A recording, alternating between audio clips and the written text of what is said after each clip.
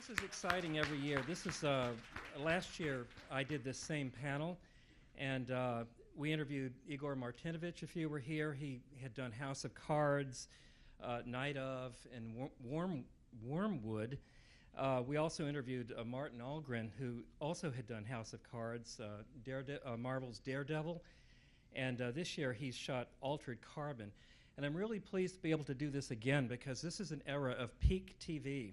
As we all know, I watch far too much of it and am inspired endlessly. There's so much creativity on television now. In fact, I like to call it episodic filmmaking because I see, I still attend a lot of cinema, but I see work equal to that on the big screen, on the medium screen. It's not a small screen anymore. If you've seen the 70-inch OLEDs and what all the people are buying now, the medium screen. So the small screen would be our cell phones these days. This year, as part of this series, The New Age of TV, bringing the look of cinema to the small screen or the medium screen, I'm very pleased to introduce the estimable Robert McLachlan.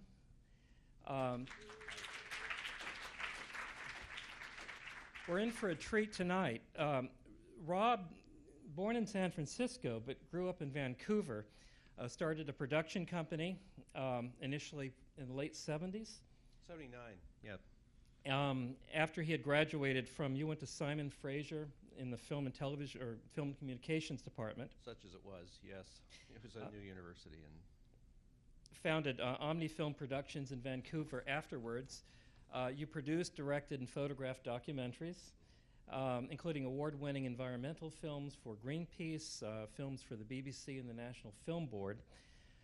You also managed to make 350 commercials, thereabouts. Of varying quality.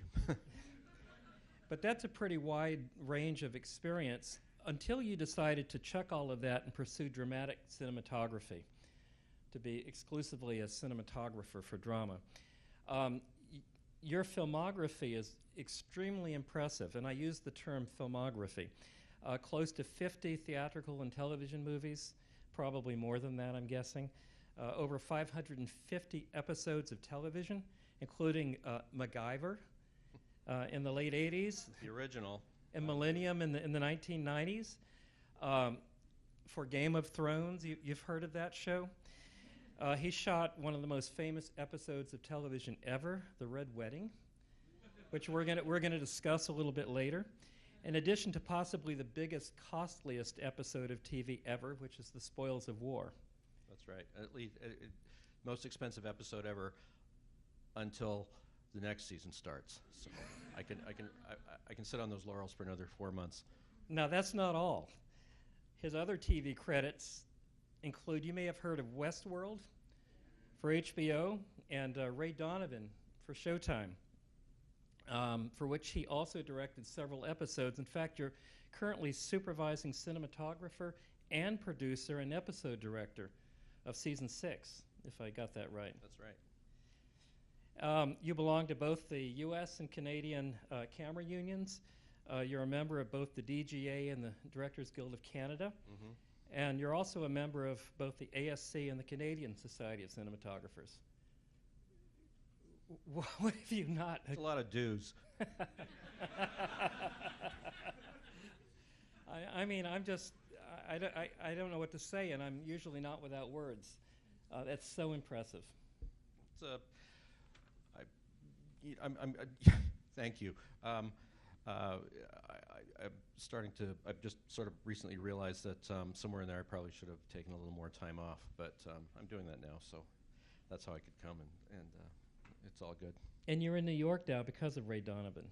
I am. They moved the show here this season to keep the star happy, and it's actually really reinvigorated the show.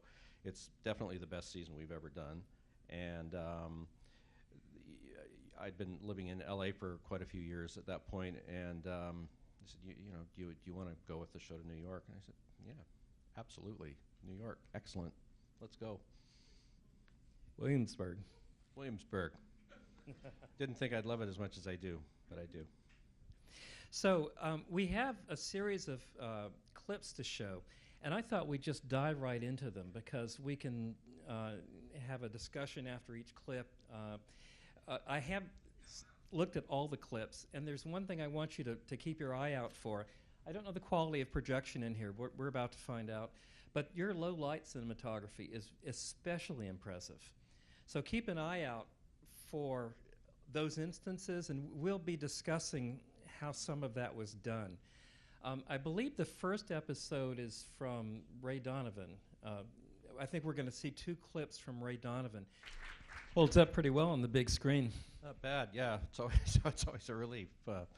Better than the days of projecting some 16 millimeter that you shot for television, that's for sure. Yeah. In fact, if I was thinking, watching this, the televisions I grew up with wouldn't have been able to reproduce this because the subtlety, the low-key light levels, when Ray Donovan is walking up that staircase, there's virtually no light on him. He's almost a silhouette. Yeah, we had no light in there at all. We just glowed the windows from outside a little bit, and that was it. But that takes balls, if you know what I mean, doesn't it? Not on digital so much, and I think one of the great things about digital, and you see much more quote-unquote ballsy cinematography since digital came along, and I realized that on the first digital show I worked on, which was a couple of episodes of a series that, probably about back around 2003 or so, and I realized we were shooting with the early digital betas, and with a good CRT on set, and I realized that I could go even deeper than I ever dared to with film because, you didn't have to worry about the things you had to worry about with going really dark with film, which was, what if there's an anomaly in the film stock? What if the soup's tired in the lab? That one could really get you. Or if when they printed or processed it, they didn't find something that was in there. So digital's great for low light. The fog level was too high and it went noisy. Exactly. Yeah, it just looked like hell. Yeah, but let's just be clear. This was shot with an Alexa, I'm guessing. With Alexa, yes, on ProRes. ProRes with a log gamma. Yep. For the nerds in the audience. Which I barely understand. Don't believe them. So not with RAW. No. And not in 4K. Almost nobody shoots with RAW or 4K. I take that back. Certainly not in RAW. It's just too much data. The post just doesn't want to have to deal with it, and I really don't think that you have to. HBO, Game of Thrones doesn't shoot RAW. Occasionally will shoot RAW if it's a big important plate that's going to have a lot of digital work done to it, and they need the resolution. But they don't either. And a few years ago, I was invited to IBC in Amsterdam, which is the big trade show there, and Arri blew up some material from the Red Wedding, which was had been done about 3 years before that. We'd even our resolution had advanced since then. They blew it up to 4K and projected it on a 60-foot screen, and the resolution just absolutely knocked my socks off, and that was off of not even it was barely 2K. Let's be clear: the Arri Alexa is not a 4K camera. No, that's the subtext to what we're discussing here. Right. And now, we were talking beforehand about the new Dolby Vision system, which if you can just keep shooting the way you have been, and if you do your post and your finish with the Dolby Vision system, it's fantastic. It finds, first of all, what I found was that it finds at least a couple more stops of latitude in your material, but not only that. When that signal goes out to a Dolby Vision equipped television, which are now readily available at Costco or wherever, the TV recognizes that signal and it will project exactly what you transferred and what you intended it to look like, which is after, I've been pulling my hair out for 40 years, going nuts at what it looked like on the TV, and those days are coming to an end, and it couldn't be better. Dolby Vision, for those of you who are not familiar with it, is a high dynamic range format. It's one of several that are currently vying in the marketplace. There's never just one new standard. There's always at least 3. And with Dolby Vision, you took material that had already been shot. We took one of our episodes from season 6 of Ray Donovan and retransferred it through their system, and then played the two of them back side by side, and I was extremely more impressed by it than I have been by anything I think since I took the first Alexa out of the box. Now the point being that cameras are capturing 12, 13, 14, 15 stops now. Almost all cameras can do that. But the television displays we watch can not show that many. They can show 6, 7 stops if you're lucky. There are ways to use log gammas and whatnot and different gammas to bring the highlights down, but you still have to pick and choose what part of the image you get to preserve within what's viewable. Exactly right. Just like when you were, printing, doing normal photochemical printing, you had to decide, whether it was the top end of the scale or the bottom end. So from the shadow detail to the highlights, a television, a conventional television, what we've all got at home can present this much, but Dolby Vision can present this much. And all of a sudden, darker shadow detail and much brighter highlight information can be presented to the viewer all at the same time, based on what you had shot, making no special arrangements. You just shot it normally. Right. But it then goes through Dolby Vision in post-production. That's right. So you don't have to change the way you work on set, which is really great. And we're hoping to use it. I'm hoping to talk them into doing it, using it next season. While we're on the topic, it just so happens that about a week ago, the specifications for the digital cinema version of HDR, high dynamic range, were put forward in draft specification. The problem is a Dolby Vision display, television, can get up to what's called 1,000 nits or 2,000 nits. That's a measure of brightness. It's candelas per square meters if you want to get technical, but we just call them nits. I don't know where that comes from. No, but they're I'd really never heard darn the term bright. 2 weeks ago. They're darn bright, right? Yes. And so when you see an image on a Dolby Vision screen, what you'll notice is the highlights are really bright. It doesn't mean the midtones are brighter. The whole image doesn't rise up and get brighter. Just the highlights get brighter, and they have detail in them. And they have detail. That you can see for the first time. So what about cinema screens? Well, the problem is that projectors that we now use, the 2K and 4K projectors, can't get that bright. So if they can't get that bright, they can't show the high dynamic range. So what's this solution? What the DCI Digital Cinema Initiative that gave us DCPs, this new draft specification, they want the high brightness at 500 nits. But the projectors, not even the RGB laser projectors can do that. So what's the solution? And believe it or not, it's a gigantic emissive screen. It's a gigantic, like, OLED screen, let's say. It's as big as this, but as big as a theatrical screen. It's called a direct viewing screen, something like that. I've seen them already. They're massive, they're expensive, they're coming, and when that happens, we won't have projection anymore. So people speculate. I just thought I'd give you a peek into where because if you shoot something now, one of these episodes, you shoot a series, a season's worth of something, and you then go, and in Dolby Vision, you make a high dynamic range version that you're really happy with. If that ever made it into a theater, it would look dull looking because it couldn't even reproduce what you could do in your living room with a Dolby Vision enabled set, right? So the cinema people have to come up with something that's going to match that.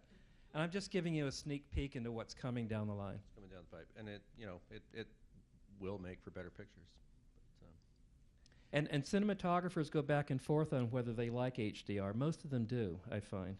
I do. That's all I know. I've decided. So these last two clips, the first two interior scenes were done on the stage at Sony Studios, and that particular, I didn't have access to a lot of stuff, but we wanted to have an assortment of stuff that was just done on a set with a we had it didn't play there, but Sony doesn't allow cars actually running in the stages, but we're now allowed to drive electric cars back and forth outside on the street, and we had a translite made that matched the actual exterior. So it worked incredibly seamlessly between shooting the exteriors on the going in, as one old producer I used to work with called them your gazintas and gazautas, when you're on the exterior, and then combining that with the inside, and part of the theme of Ray Donovan in LA at least was ever-present sunshine and a lot of reflections, and the other thing with the show is, and the reason I've stuck with it way longer than I ever have with any other series, is that they've just the standing orders is that everybody in post is and in the terms of the color timing is just to make me happy, and you don't get that very often as a DP, and they also embrace letting stuff play in wide shots, like that shot in the shrink's office where you're just there, and they cut back to that and bigger shots quite a bit. So it's satisfying because it's just not a bunch of faces saying words all day long, all through the entire episode. You can actually get out and get a little bigger and a little bit more cinematic. Now, obviously, that sequence by the river was even more so, but then it was also the last sequence. It was the last scene in the last season, and that scene closed out the season. The stuff on the rooftop was all shot at Sony on a set before we came out to New York to do all our location work, and I knew it was going to be, we were going to be shooting dusk for dawn, and just kind of had to just eyeball it on the set against the green screen, hoping that the light would match whatever it was that we encountered when we got out on location in New York. And then the scene down by the river was tough because everything takes a long time to do, and you're trying to make the most of. We were shooting dusk for dawn, and what we did was the second the sun had gone down, we started shooting, and it was still like really bright. But I got the Vis Effects department on board, and this is why I think we were talking earlier about it's really important to be really good, have a really good relationship with Vis Effects and with the art department, because it can really make or break you. And in this case, what it did was it bought us a bunch more shooting time. We started shooting when it was actually really quite bright out, but the lights on the bridges and the buildings weren't really reading. On those ones, we agreed with the Vis Effects department that they were going to punch up, after we printed it all down to match what we were going to get right before it was too dark to shoot, that they were going to punch up the lights on the bridges and so forth and give it a little bit of snap so that it would match what it looked like when we got to the shots later on that we were actually shooting at the optimal time. But at the optimal time, usually you've only got time to do a couple of setups, and we had to do quite a few. And it ended up, that relationship ended up working really well, and I think it cuts really well. It's beautiful. Wow, I wish we all had Vis Effects departments like that. It's not, they're always keen to do it. The producer pulls his hair out, but because it's not cheap. But the next clip is the clip of the fella going into the water. Do you want to set that up? Yeah, the next clip is the one you just watched was the one that finished last season. The one you're about to see opened season 6, and it picks up exactly where we left off. And it was quite a long, involved sequence leading up to where you'll see a policeman dives into the river to save Ray. And we actually had to shoot most of that. We found a great place underneath the FDR where we could control the light in there and make it feel like what it would feel like if it were pre-sunrise. So we shot all day long in normal light, putting green screens in the background, knowing that as soon as the light was optimal to match where we'd left off last season, that we'd shoot the plates for that and get the stuff of the stuff of the policeman you'll see jumping into the river was shot during the daytime. It was overcast, and I love overcast because you can kind of you can make it evening, you can make it night, you can do whatever you want with it, and I certainly had a lot of that when I was cutting my teeth as a cameraman up in Vancouver, where it basically rains all the time. Anyway, let's just roll that. How did you do the out of focus scene? We used a $100 lens baby. They do. I've had varying versions of them for years. You can go to the rental houses and they'll knock one up for you. But the lens baby people are actually making one with a PL mount, and you can get it for like $300, whereas you get one you get originally Claremont cameras or Otto Nemens, who I've been working with a lot, charge an absolute fortune for it because it's movie stuff. But yeah, no, that's the way to. We don't do that kind of thing that much, but we want it to be very much in Ray's head at that point. And it was also, it was done in the studio. All our driving stuff, by the way, is done on green screen. I haven't had to, thank God, go on an insert car for a really long time. Thank God, because the amount of time that, for instance, Ray does spend in cars, it would just be absolutely onerous to have to go out and do it. And if you want to see how we do our driving stuff, and I do think our driving stuff is quite good, it's done on green screen. You can go on on Instagram at RBM ASC, and there's a little 40-second video that shows the rig that we've cooked up, and that DPs who've come and visited have all run off and stolen from us. But anyway, it does work really well. We're quite proud of our process work. What lenses are you using otherwise? We use almost exclusively Cook primes. I try to shoot as much as I can on Cook primes. We don't carry a long zoom, thank God. We try and keep our lens palette on the show has always been somewhere between a 27 and maybe a 65. We try to keep it right in the middle there. We don't go really super long telephoto. We don't go crazy wide. Rules are meant to be broken, and at the right times we will do that, of course. But if I could shoot an entire episode just on a Cook 40 millimeter, I'd be really happy. That's the most important takeaway of the evening. That's how you're getting the subtlety in the low tones. What I'm suggesting is if you were relying on zooms like so many TV shows do, yeah, you'd have a harder time doing that. It's true. We Cook the S4s, which I've been using for years now.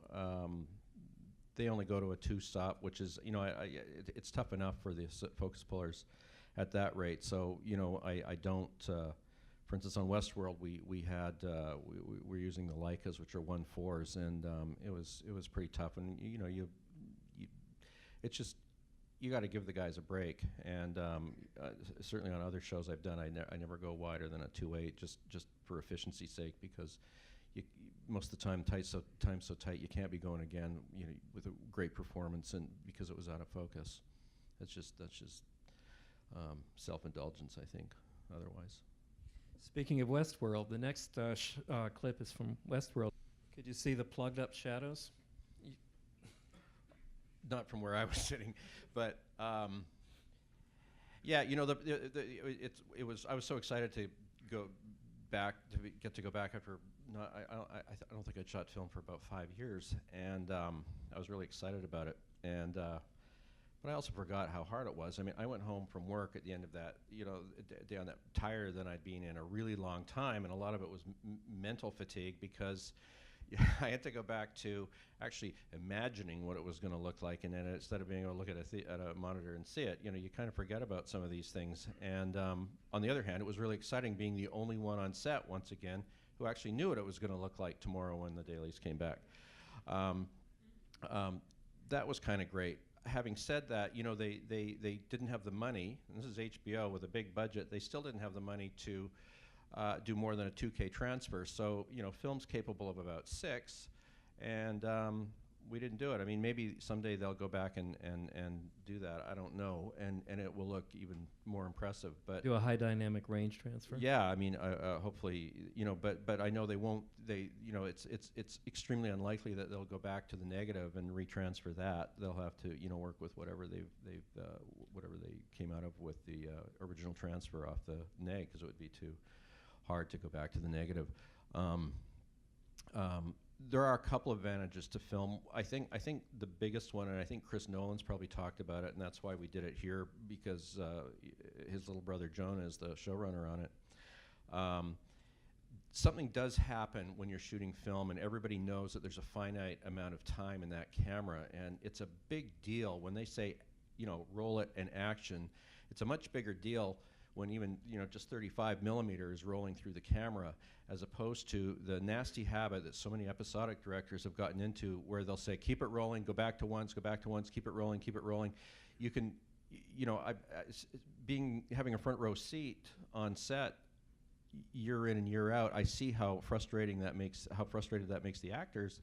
They don't know, which one is it, or it's just not the same. So I mean, film does do that,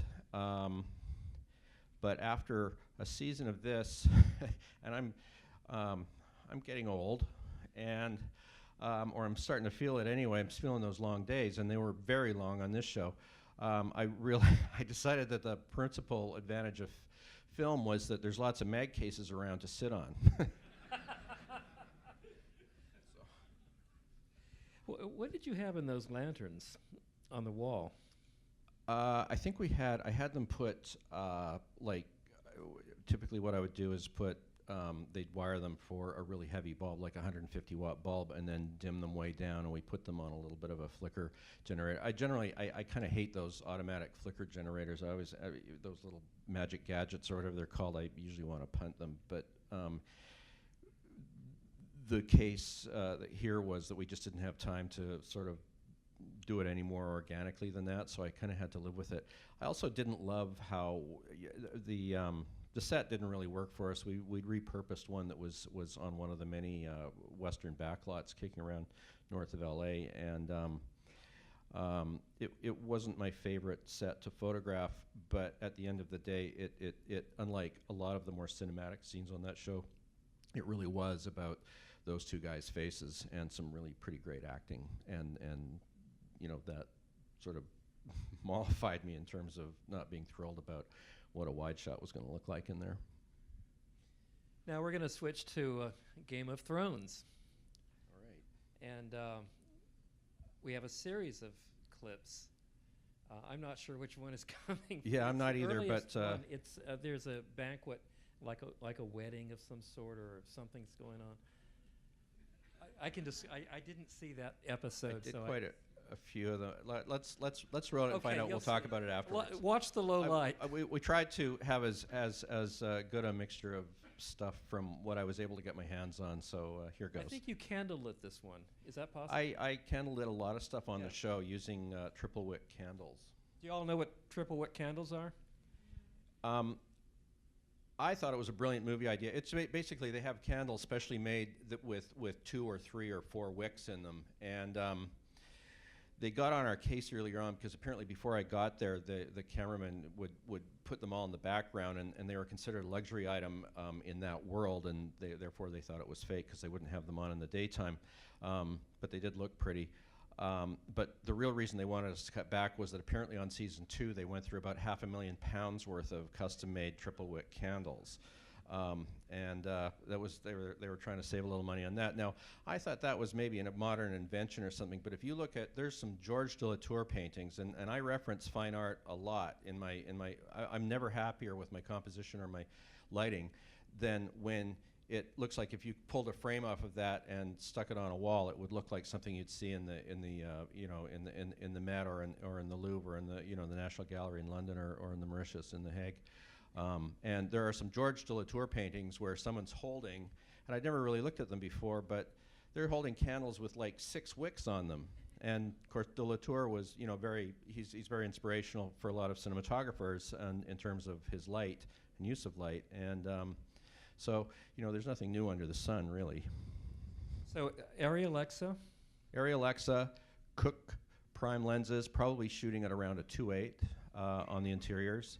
Lots of candlelight. I was able to, on the show, I just found that it felt better the more naturally lit it was, and usually I'd pump the ASA up to about 1280, and in one case, a couple of famous cases that they didn't know about until I was doing a thing like this, I admitted that I'd gone to 1600, which we were strictly forbidden to do, but sometimes you got to do it, and I did it, and nobody noticed. So, is this recorded to ProRes?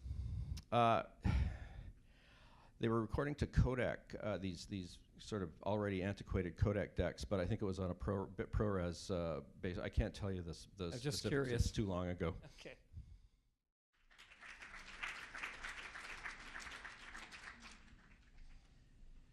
That's What- the Red Wedding. Or the beginning of it. What filtration are you? There was a glow around all the. I used I've been for several years now. I've been using Schneider Hollywood Blackmagics, just a very, very, very light one, like an 1/8 or a 1/4. As a rule, coming onto that, when you come to shoot Game of Thrones, what they do, and in the way they maintain so much consistency, because in a typical season there were 5 directors teamed with 5 DPs, each doing 2 episodes. And during prep, it was kind of an interesting situation because all 5 of you DPs would be sitting in a room scratching your head trying to figure out how the hell you were going to solve the individual problems that we were faced with production-wise. But what they do is they handed us all, it's kind of genius, they handed us all an iPad with, they called a flip book, which had frame grabs from every set that had ever been photographed, and with reference material from multiple frames, so that nobody went in and tried to reinvent the wheel or anything. But the interesting thing was going in there was a lot of us, some of us we'd be faced with some of these huge sets, like the gigantic throne room set. The truth is we were so on the same page in terms of trying to keep the light as natural as possible that a lot of the time, it doesn't matter how you want to light it, but it's how you can light it, for one thing, and also how the location speaks to you and demands to be lit, and most of us listen to that, and I think if you watch from episode to episode, you don't see a lot of difference between from one DP and another. We were pretty good at keeping it consistent. What I want to talk about with this, what I was most proud about with this episode, and obviously it worked quite well considering the stir that it caused around the world when it aired. If you've ever watched any of those YouTubes of people reacting to what follows, what you just saw, the pressure on this was the episode that the 2 showrunners, Dan Weiss and David Benioff, had looked forward to from the time they started to write the series, because they knew it was going to I don't think they quite realized how big the impact was going to be, but they knew it was going to be it was going to be a shocker. And the pressure on David Nutter, the director, and I to really nail this was nothing I've ever experienced before in my career. And from the get-go, we knew where the sets were going to be. We'd rehearsed stuff and well in advance, and I was trying to figure out how the photography could help the surprise of what happens. And so that first thing scene you saw where Rob Stark has come and he's basically got to eat shit for Walder because he's broken a promise. The last time we were in that set was on the previous season, and it was really cold and grim, and I wanted the audience to feel like things could go either way here, because the audience was desperate for things to work out for Rob. Everybody loved him and Catelyn, his mom, and but I wanted to keep the tension there as much as I could. So I lit it just as grim as it was when we saw it in season 2, and really moody. All we had were some big lights outside the set, pushing some daylight in, some soft daylight, and a tiny bit of fill inside, and a bit of atmosphere which I use a lot to give me my fill level to open the blacks up a bit. And then the episode cuts away to a bunch of other exciting action all over the place, and then we cut back to the wedding scene. And at that point, we introduced a few more candles, and we warmed it up a little bit, and I started to add a little bit more fill so that it wasn't quite as moody, because Game of Thrones, at the best of times, their interiors are very dark, and there's a lot of dark shadows where bad stuff can be lurking. And I wanted to open it up a bit and warm it up a bit. We had a little bit of soft blue light coming in from outside as if it was twilight. To get I love using the light if I know they're not going to mess around with it editorially to get a sense of time passage. And it has bit me in the backside a few times when they've decided to restructure some scenes, and something I shot for dusk is now playing at 3 o'clock in the afternoon. But in this case, I was pretty confident that wasn't going to happen. And I wanted to warm it up a little bit. There's a few smiles being thrown in, amongst the actors in it, and I wanted to give the audience a sense that maybe this is going to work out. Maybe things are going to be okay. And then when we got into the banquet scene, if you look carefully, there's no dark shadows at the initial part of the banquet during the early part of it. The walls are all lit. Normally those walls would all be falling off to black, and you wouldn't see anything back there. You wouldn't even see probably how deep or how large the room was.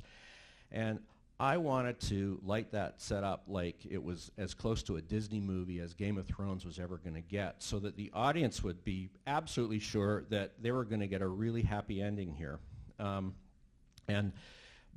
To do that organically, I went to the art department and had them like double and triple the number of candlesticks that they peppered all the tables with, and increased the number of torches. And that alone, I think that was a scene where I did shoot at 1600 ISO. We put a little bit of atmosphere in, although all those candles also threw a lot of smoke, and sometimes it got too much. And we had a tiny bit of fill light from overhead, very, very soft fill light. And I explained my theory my idea to the producers and to the director, and they said, yeah, but it can't be like that when the shit happens. So my plan was to have, because most of the revelers leave the room with the bridal couple, I had them arranged so that the extras picked up almost all the candlelight, and that way they removed it organically from the room as they took them down the hall. Now, if you'd watched the master shot, you would have seen this wonderful, and it was left uncut, which is how I would have cut it. The room would have slowly gotten darker as the light left the room, but as it was, you still get a sense of that. You see the light being carried out, and once the door has been shut, if you go back and look at it again, that room is much darker and much spookier now. And even then, I think people didn't really twig that anything bad was going to happen until that cello kicked in, and then the rest is television history. Where was the location? That was a set they built in the Titanic Studios, they're called, on the Belfast Harbor. There's a gigantic building on the site of the old Harland and Wolff shipyards in Belfast, where, among other things, they built the Titanic. It's been corded up into 4 stages, and then the city also built 2 more stages there, and they were absolutely filled to the rafters with all our standing sets, and that was one of them. Let's move on to the next clip. I want to make sure we have time to see everything. I'm not sure what's coming next. Is this in Belfast too? That was in a abandoned linen mill about 45 minutes outside of Belfast that was the sound man hated, but I didn't mind. It's about the sun. Having said that, this set, all the DPs hated this set. It really was what it looked like. It was a cave. It had been sort of under constructed because I don't think they thought that they were going to end up using it as much as they did. And obviously, if they know they're going to be using a set a great deal, they put all their eggs in that. And in this case, the principal reason that the DPs didn't like it was that all we had, the only place to push any daylight in from was through the mouth. Supposedly it was like several hundred feet up on a cliffside overlooking the ocean, and the backing was too close, and it was just a two-tone, a light blue and a dark blue backing for sea and sky. And you want to use that as your daylight source. So a lot of us were doing the same thing. We were just pounding as much light on it and turning it into a bounce as we could, and then putting some smoke in and saying, well, it's foggy. And that was getting really old. And I for my second scene in here, I really, really didn't want to do that. And the setting in the second scene was, first of all, it was first thing in the morning, and some momentous new light is being thrown on the situation. And I had an idea, and at last minute, just I went in early with the gaffer and said, let's just try something. So we threw some extra blue light on the backing to make it feel sort of early morning out. Put a bunch of smoke in, and I took a 5K. I took the barn doors off of it. I put some extra CTO gel on it, and just stood it there on the stand, hoping that the smoke would hide the stand when it was backlit. and just put the 5K right in the shot and pointed it right at the lens, and helped it out with with another 10K off camera to just sort of extend what it could do, because I actually had to dim it a bit in order for it to look as photographable as it was, and it worked pretty well. I was pretty happy with it. They have, among other rules that they'd previously established, they didn't like flares, and it flared a couple of times, so they weren't thrilled about that. But I thought it looked pretty great, and everybody else has been copying it ever since, so I guess it was okay. That's what I did. Exactly 2 years ago right now, we were shooting that in central Spain. We had 18 days to do it, which sounds like a lot, but we only had about 8 hours of daylight, usable daylight per day. That was the, people ask me, it must have been so much fun shooting that. You know what? It's really not that much fun shooting something like that. It's really fun shooting something like The Red Wedding, where it's all about actors and a nice set and the director and lighting. And when you get into something like this, there are so many things to consider. You've got, like all these stuntmen. You've got vis effects requirements. You'll spend a whole day just sitting there tiling and doing crowd extension. So, I mean, for a cinematographer, it's quite, the only excitement you get is whether or not the cloud is going to clear in time so that each of those plates looks exactly the same lighting-wise. Can you explain tiling and crowd extension? Yeah, we obviously we do a lot. We had a lot of extras there. We had, at least, I don't know, I think we had 300, 400, and we'd certainly, years before we shot in Morocco, we had 800. But we needed it to look like 20,000. So what you need to do, what you do is you lock the camera off and you line up your troops and you roll, and then you move them all down the line. And you do it again and again and again. And it's exciting, I guess, for the vis effects department, but it's not for me. And there's no lighting involved. We had silks and stuff like that available to us for close-ups, but I never had time to use any of them anyway. We were just too up against the gun time-wise, schedule-wise. It was literally, the genesis of a scene like this is it started months earlier with a location scout and a beat sheet and then followed by a shot list to make sure, to decide what those shots were that were going to cover each of the beats in the script.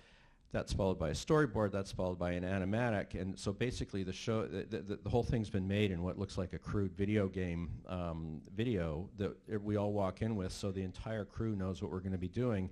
And it's kind of like, what Hitchcock used to say was like, the fun part of making a movie was planning it and storyboarding it ahead of time. The shooting part was the boring part. And I enjoyed watching this a lot more than I enjoyed shooting it, I can tell you that. What was your schedule for this, by the way? We had 18 days. That show, and in the UK, and it's extremely civilized, only work 10-hour days. They start at 8 in the morning, they finish at 6 every night. And for someone who's come from the North American system where you never work less than 12, and usually it's more like 14 or 15, I didn't know what to do with myself when I first got over there. I was home from work at 6:15 in my apartment in Belfast, completely at loose ends, but you do get used to having a life pretty quickly. It's kind of great. And when people ask me why the show is so good, I think a small component is that it's made by people who aren't completely exhausted.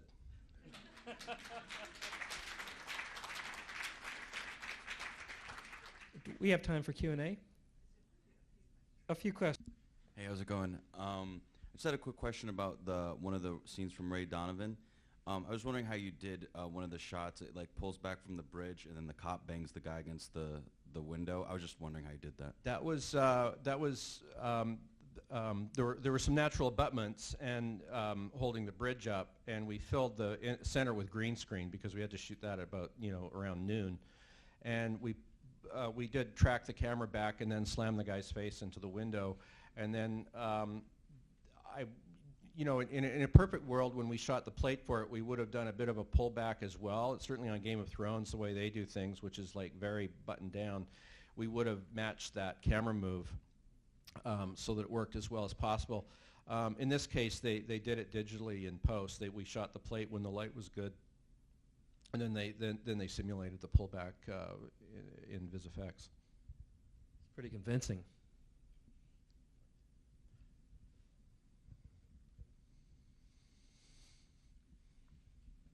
Thank you, Robert. Thank you so much for taking the time to do this. I'm a writer-filmmaker, so my question's coming from that perspective. I was listening to the podcast by John Nolan and Lisa Joy on the Writers Guild podcast, and they were talking about how they had a lot of time for the first episode of WestWorld, and they had a lot of time to sort of think about the visual aspect of the show and how it would sort of express itself visually, because I believe he directed the pilot also. In terms of the director-DP relationship and how you arrive at sort of the visual look of the show, the general answer always is photos, looking at clips of videos and things of that nature. But I'd like to know if you can give me more specific components of what that actually ends up being, whether it's lens choices, color palettes, anything along those lines. Well, I actually didn't shoot the pilot for WestWorld. That was shot by Paul Cameron. Having said that, they went back and they did a major bit of recasting and threw out about 15 or 20 minutes of material from the pilot, which I did reshoot.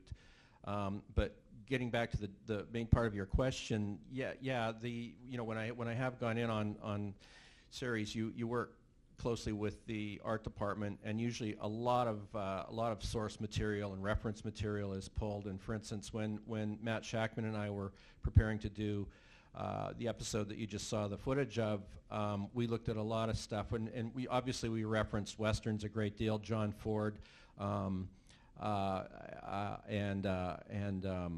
it's like Saving Private Ryan, even in terms of how Jamie is experiencing the battle and stuff. We wanted, those were the visual, that was the visual shorthand we used to sort of get everybody on board so they knew what it was we were after. So yes, there's usually a lot of that sort of thing, and it just streamlines getting everybody on board with how it looks. But the art department also drew some amazing sketches that ended up looking remarkably like what the finished product looks like. I'm wondering, working on two shows that seem really very different, Ray Donovan and Game of Thrones, what are the big differences in how you work, or takeaways, or even interesting things that you still do in both? I mean, not really any difference at all. I mean, I love both of them because one of them I call medieval noir, and the other one's L.A. noir, and I like working dark. I mean, my career really kind of took off when I was doing a series called Millennium back in the 90s for Chris Carter, which was sort of renowned for how dark it was. And the big reason we were able to get away with that was Chris had so much power at the time, he could force the network to get off my back and let me make it as dark and moody as we wanted to. And that's the kind of stuff that I like doing. I mean, I've done a musical, I've done comedies and all that sort of thing, and that's all really fun. And you go home in a much better mood at the end of the day than you do from some of these ones. But professionally, working down in the toe and the shadows and stuff, that's really the fun place to be. I don't think anybody becomes a cinematographer to shoot sitcoms. It's to do this kind of stuff. Gordon Willis kept coming to mind, but I didn't want to raise that. Well, Gordon Willis is definitely soaked into my, bred in my bones almost. So, that's where I come from. And interestingly, I was just doing a similar thing to this in Austin a couple of days ago, and most of the guys were like, most of the people in the audience were in their 20s. Only one knew who Gordon Willis was. Only one knew who Conrad Hall was. I was kind of horrified. I talked about, a great story about the time I crawled through the woods as a kid to watch them filming McCabe and Mrs. Miller in this mountainside studio up near where I lived in Vancouver, and nobody knew who Vilma Zsigmond was either. I mean, the film schools are falling down on their job, I think. You should be teaching. You'd be a great teacher. I don't know. The question up front here. Regarding the scene with Anthony Hopkins and Ed Harris, as a cinematographer, do you look at previous work of actors and say to yourself, well, obviously Anthony Hopkins' Silence of the Lambs, this is such an image. Do you take that into consideration and say, how can I light this guy's face like no one else has lit it before? Can I, as a cinematographer, can I tell a certain story, or is that something that's discussed with the director, or do you take any sort of vision with the talents face? I tend not to go. I think maybe the reason why I like TV as much or more than movies is I like to walk in without a lot of stuff nailed down ahead of time and see how the location speaks to me, because locations will always demand to be lit a certain way, and if you try and impose a look on it that you had in your head ahead of time or that you loved in some movie or something like that, you're going to lose. It's not going to feel right. And the lighting of the actors, obviously, you know, in some cases they really need to look good. I've been working with Susan Sarandon this year, and you know, that's always a consideration. But really, if it's way more important to me that the lighting feel like it's in this room and it's real, and that there's absolutely nothing throwing the audience out of the story that's not going to keep them engaged with the actor. And you know, and the other thing is I do try to keep something in the eyes all the time, no matter how low light the level is. And for years I've been using a really cheap little light. It's called a Fellini, which I think is a genius name. It's just, I stick double A's in it. I Velcro it to the bottom of the matte box. I can dial it down really dark so that even in pitch dark, there's still a little something in the eyes, and the actors appreciate that, and I think it's important. But no, I don't reference that stuff. And you mentioned Anthony Hopkins. I think when they cast him, I think they were really hoping that they were going to get a Hannibal Lecter, and he was hell-bent on not giving it to them. There's one question in the back.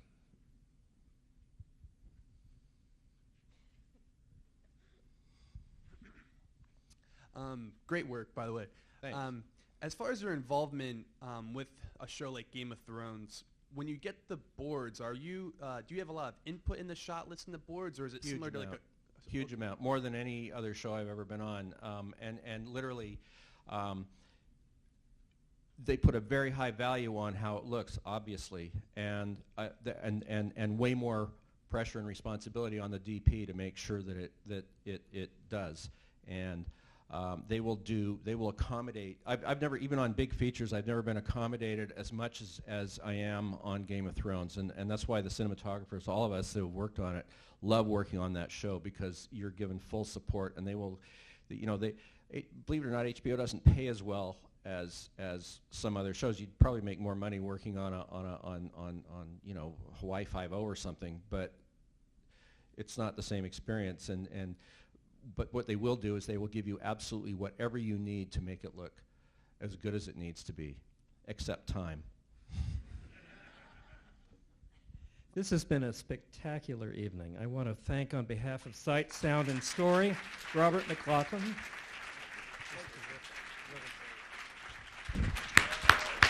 A